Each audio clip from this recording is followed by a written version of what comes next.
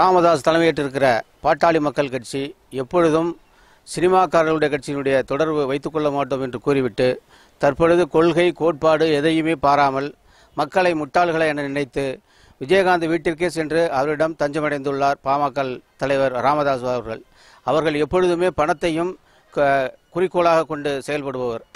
எந்த காலத்திலும் பாட்டாளி மக்கள் கட்சி சினிமாக்காரர்கள் வைத்துக்கொண்டு கட்சி நடத்தும் நபர்களிடம் தொடர்பு வைத்துக்கொள்ள மாட்டோம் என்று கூறி அரசியல் செய்து வந்தார்.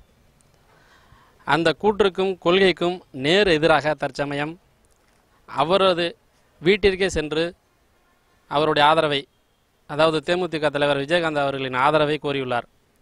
இதிலிருந்து என்ன தெரிகிறது என்றால், பணத்திற்காகவும் பதவிக்காகவும் எந்த காலத்திலும் என்ன வேணாலும் செய்வோம் என்று செயல்பாட்டு மூலம் மக்களுக்கு உணர்த்தியுள்ளார்.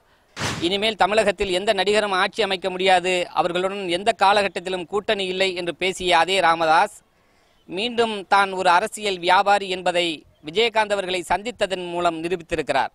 ஆக தமிழக மக்கள் விழிப்புற்று அரசியல் வியாபாரிகளை அரசியலிருந்து அப்புறப்படுத்த வேண்டும் என்பதற்கான ஒரு சந்தர்ப்பம் ஒற்றை ஓட்டுரிமை மூலம் அரசு நமக்கு வழங்கி இருக்கிறது.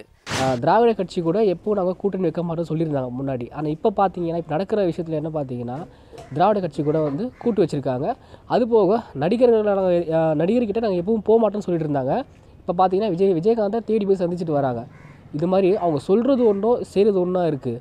இது மாதிரி நடக்கிறதுனால பொதுமக்கள் மத்தியில் அவங்க செல்வாக்கு வந்து ரொம்ப சரிஞ்சு போச்சு.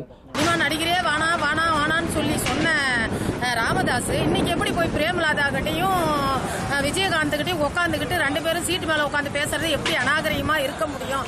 அது இவங்களுக்கு தான் அநாகரிகமா தவிர மற்றவங்களுக்கு இல்லை. ஆனா இதோட ஒரு அரசியல் கேவலம் வேற எதுவுமே இருக்க முடியாது.